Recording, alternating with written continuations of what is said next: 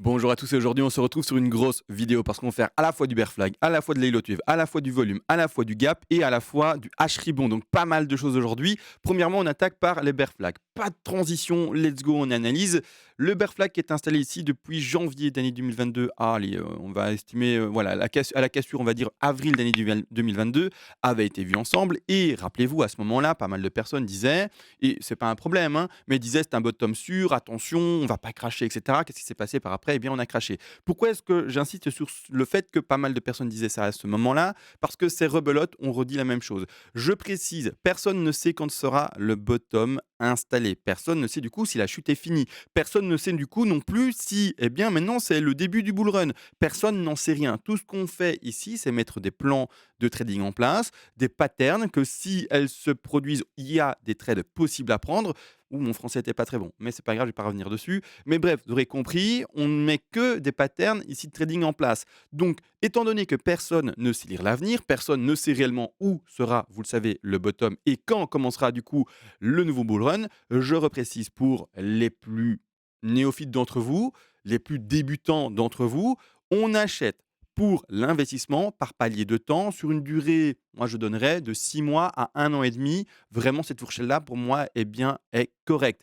De cette manière-là, vous allez avoir un prix lissé et c'est pas plus compliqué. Maintenant, les traders, vous voyez les patterns. Et si, par exemple, eh bien, la pattern de janvier à ici avril devait se compléter complètement et pas eh bien, à moitié ou à trois quarts, on devrait aller rechercher ici l'objectif des 12 000. Je rappelle que dans un bear flag, d'ailleurs, il y a deux objectifs. D'accord. La même chose dans un bull flag. C'est à la fois la moitié ici du mât et la fin également. Donc si vous faites un trade par exemple sur un bear flag, vous mettez votre stop loss à ce niveau-ci, d'accord? C'est-à-dire, au début en fait du de bear flag là-bas en haut, bref.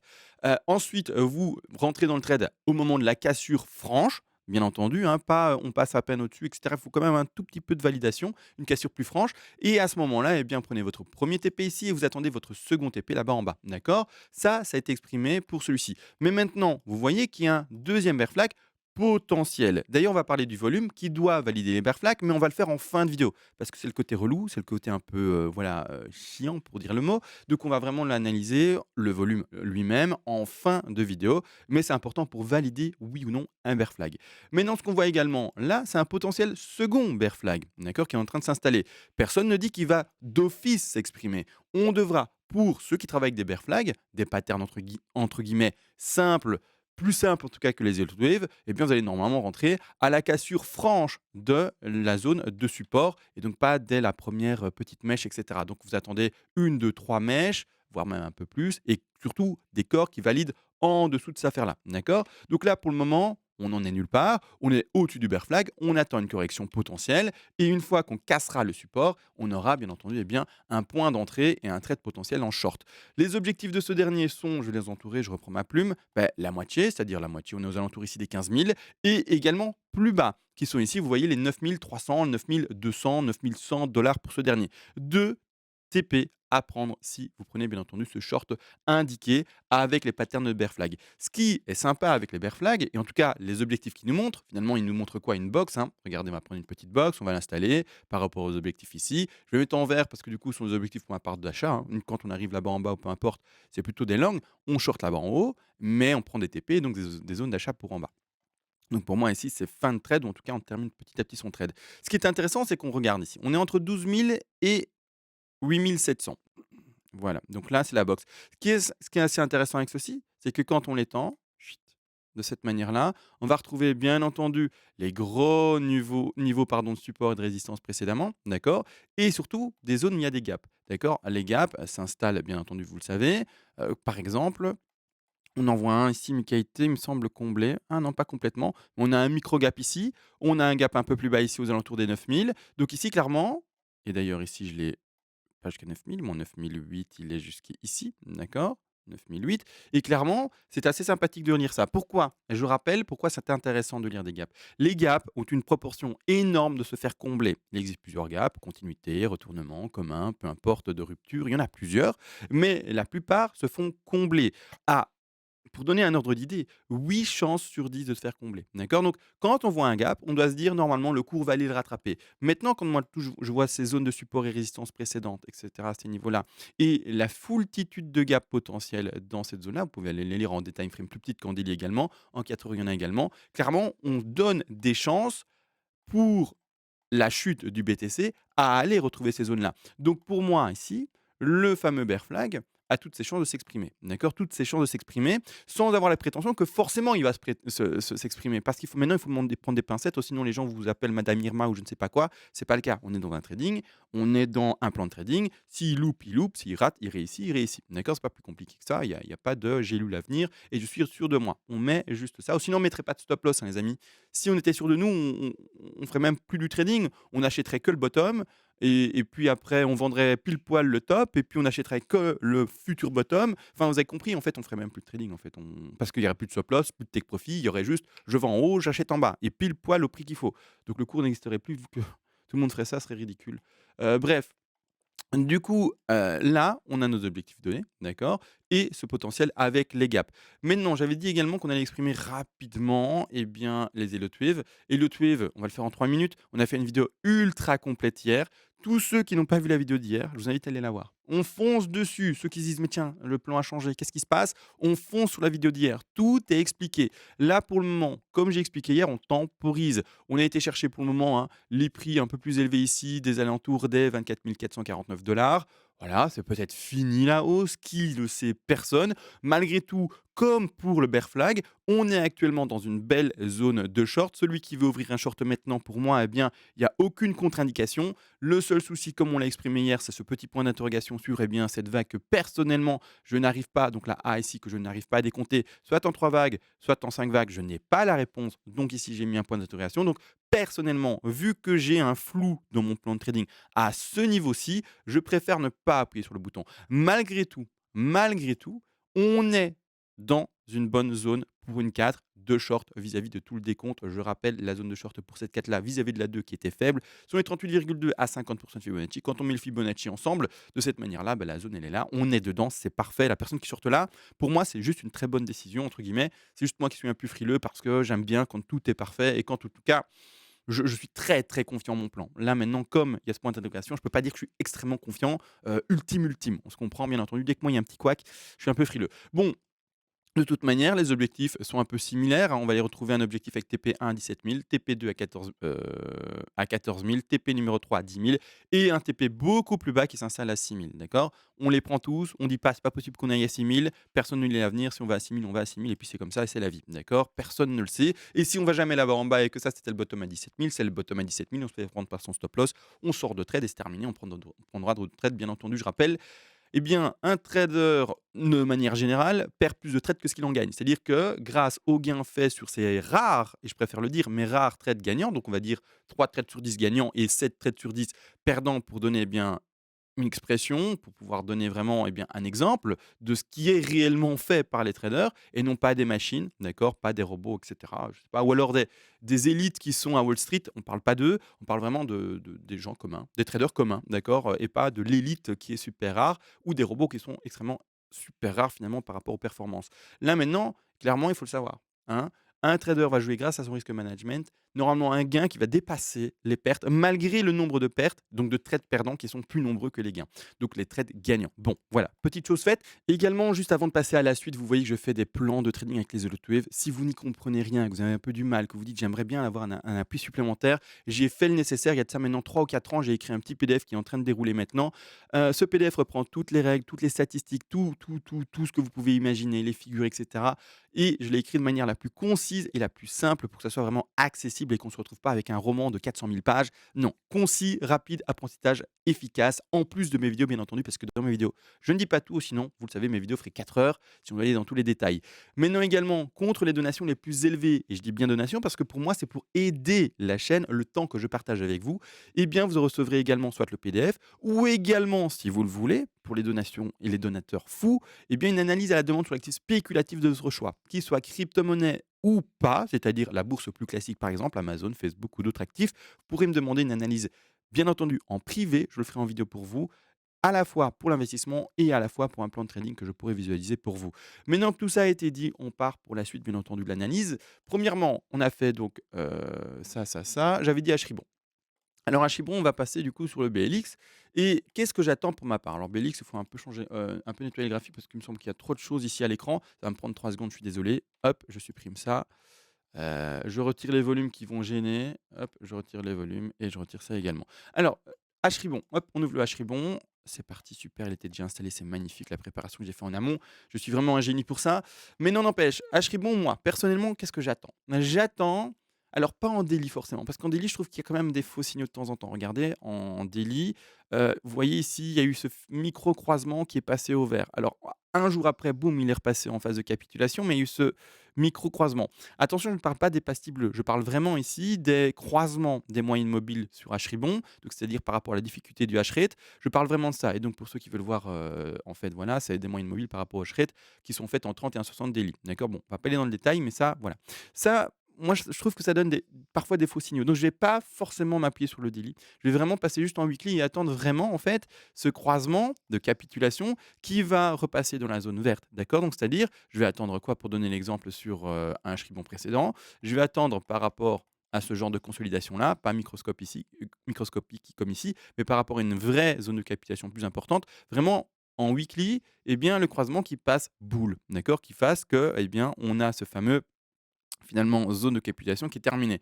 Parfois, la pastille bleue se fait au bon moment, d'accord. Parfois, il me semble, il faudrait que j'aille vérifier, c'est ça. Parfois, elle se fait un peu plus tard, d'accord. Donc, vous voyez ici, la phase de capitulation ici en bas à gauche se termine et la pastille bleue se confirme plus tard. Moi, pour repasser vraiment dans une configuration beaucoup plus boule, pour dire, ben voilà, je donne encore un facteur supplémentaire pour dire que maintenant le marché devient boule, j'attendrai en fait ce croisement par rapport finalement à la déperdition, finalement, en fait, que la zone rouge disparaisse, d'accord? Donc là, clairement, je ne vais pas attendre forcément la pastille bleue. La pastille bleue qui parfois se fait après ce croisement-là, d'accord? Et un peu plus après, c'est-à-dire parfois 2, 3, 4 semaines après. Donc je vais vraiment attendre moi, non pas l'expression de la bougie bleue, mais ceci, d'accord? Pour le moment, on est bien parti, c'est-à-dire qu'on est bien parti sur, eh bien, également une zone de capitulation qui commence à ressembler à quelque chose. On voit, elle commence à durer, elle commence à ressembler à quelque chose. Donc dès que pour ma part, on aura eh bien, ce croisement, je passerai grâce à, finalement à cet indicateur avec une conviction plus certaine sur un marché boule. Pour le moment, je n'ai toujours pas ça, donc je n'ai pas non plus ce facteur, cet indicateur qui me dit ben voilà, CMA, voilà, moi, Hribon,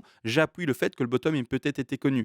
Maintenant, j'attends cette confirmation. Et également, je reprécise, je ne sais pas ce que j'ai touché, ça a fait plein de choses. Je reprécise, le Hribon n'indique pas, et c'est ce que j'ai pu observer, le bottom parfait. Il montre la zone de capitulation et avec plus de confirmation, il va indiquer finalement eh bien, cette fin de phase de capitulation. C'est un peu la même chose ici. Regardez ce qui s'est passé. Bon, alors, c'était pas le réel crash, mais parce qu'on a fait un léger plus haut par après. Mais clairement, vous voyez, par exemple, il nous dit fin ici de capitulation à cette bougie-ci, où on est aux alentours des 43 000, alors que le bottom a été fait plus précisément, ici, je pense, aux alentours des 28 000. Donc, vous voyez, il donne également par rapport au réel bottom une certaine latence. Ça dépend, hein, parfois, peut-être qu'il le donne parfaitement, je ne sais pas. Je vais regarder ici d'ailleurs sur le crash de 2018-2019. Voilà, il donne également cette fin de croisement un peu plus tard, c'est-à-dire quelques semaines après le real bottom. Et il donne finalement ce signal boule vers les 3800, alors que le bottom a été fait à 3000. 3124, donc légèrement plus haut, là c'est vraiment négligeable, mais vous avez compris, il y a une certaine latence. Donc le bottom est peut-être déjà connu maintenant, et peut-être qu'il y a un effet de latence et qui va nous dire, le H-rebond d'ici 2, 3 semaines, ça y est, le bottom a été connu. D'accord. Maintenant, moi, j'attends ça pour avoir, comme je vous le dis, un appui supplémentaire à tout cela. Maintenant, du coup, on avance. J'arrive à faire la vidéo super concise. Je suis très content de moi, franchement, parce que parfois, je fais des vidéos beaucoup trop longues. Alors que c'est pas nécessaire, c'est juste que j'ai une logorée de fou et que je parle trop longtemps pour expliquer les choses. Donc maintenant, pas de logorée, on repart sur ce qu'on avait dit en début de vidéo. Il faut confirmer normalement eh bien, un bear flag ou un bull flag vis-à-vis d'un volume qui diminue. D'accord. Un bull flag qui aurait un volume qui augmente n'est pas un bull flag. Voilà, c'est tout. D'accord, c'est tout, c'est pas plus compliqué. Mais non, relative machin, hop, si je le mets. J'espère que les réglages sont. Ah non, c'est pas ça, c'était le volume que je voulais. Pourquoi est-ce que je mets le RSI, moi? Excusez-moi. Le volume, on retourne ici, on va chercher le volume ensemble. Voilà, excusez-moi. D'ailleurs, volume, je préfère mettre également la moyenne. Donc je vais installer la moyenne. Hop, on est bon. Alors, le volume, ce qui est intéressant et ce qui est assez amusant, c'est que là, maintenant, c'est bien joli de dire qu'il faut voir un volume qui diminue pour valider un bear flag ou un bull flag, peu importe, mais en tout cas dans le sens du bear flag, d'office, il faut voir le volume qui diminue. Ce qu'on peut observer du coup pour l'expression de ce bear flag ici, eh bien, c'est de zoomer. Je vais essayer de faire ça bien, parce que c'est pas évident en fait. Moi, je trouve que cette affaire-là, on devrait pouvoir l'agrandir. Vous voyez? Et j'arrive pas, je sais pas, s'il y a un réglage pour agrandir les bougies et enfin leur donner finalement une échelle plus grande et que les bougies soient plus importantes ici, dites-moi. Je sais pas comment faire, d'accord? Mais du coup, moi, je trouve ça c'est très peu lisible. Mais ce qu'on peut observer de manière générale pour ce bear flag, c'est que le volume vis-à-vis de la moyenne mobile que l'on voit ici en jaune, et d'ailleurs c'est caché par rapport à ça, c'était une horreur. Les symboles ici, on sait les retirer ou pas ces symboles-là?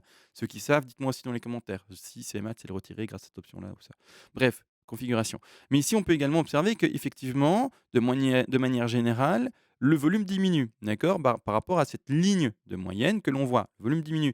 Malgré tout, ça n'empêche pas à certains moments d'avoir effectivement ce pic de volume qui se fait là, vu que c'est une moyenne mobile sur 20, et bien d'avoir finalement un volume qui se maintient d'abord en termes de moyenne, fait une grosse chute parce que d'un coup, on a la disparition de ce gros volume-là dans la moyenne mobile 20, fait une grosse chute, et puis reprend légèrement du volume et repère du volume. Donc en fait, au moment en fait de la lecture en réalité du, bull flag ou bear flag, par rapport au volume, c'est pas du tout évident, il me semble. Alors je suis peut-être le seul dans le cas, mais je trouve que c'est pas du tout évident.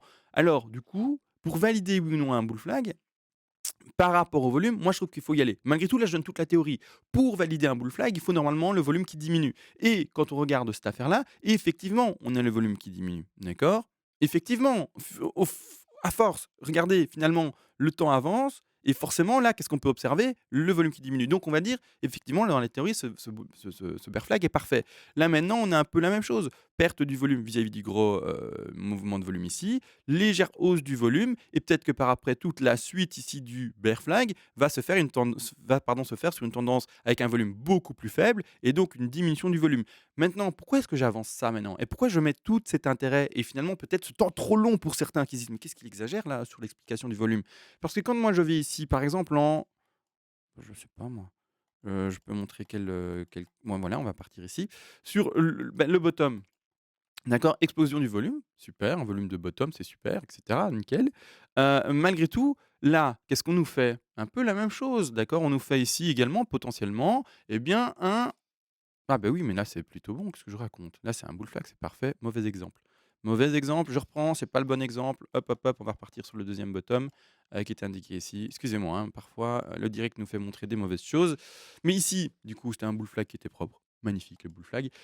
Désolé, parce que j'ai vu que le volume diminuait. Mais ici, par exemple, là, on est dans le cas voilà, là, on est bon. Là, je pense qu'on est bon. Voilà, là, je pense qu'on est bon. Qu'est-ce qu'on pouvait avoir à ce moment-là? Également, potentiellement, un bull flag. Un bear flag, pardon. Cette fois-ci, un bear flag. Excusez-moi, hein, j'ai un petit cafouillage, mais voilà, ça arrive. Je ne suis pas parfait également. Bon, un espèce de bear flag qui monte, d'accord? Donc c'est-à-dire que le bear flag, quand on n'a pas ce qui est à droite, il faut en avoir conscience. Parce que là, c'est bien joli, on a la réponse, eh ben, ça pump, d'accord? C'est pas très compliqué. Maintenant n'empêche, quand on n'a pas cette réponse et qu'on est en direct, là, d'accord? Qu'on vient d'avoir le crash, qu'on vient de faire là un bottom presque à 3900, un double bottom quasi et qu'en fait on lit ça, on se dit: «Beh, peut-être qu'après, eh bien, en fait, le bear flag va s'exprimer comme ça. Bon, là, là, c'est grave parce qu'on va aller à zéro et qu'après, il va casser comme ça. Vous voyez? Et en fait, réponse, là, clairement, on retourne à 1002.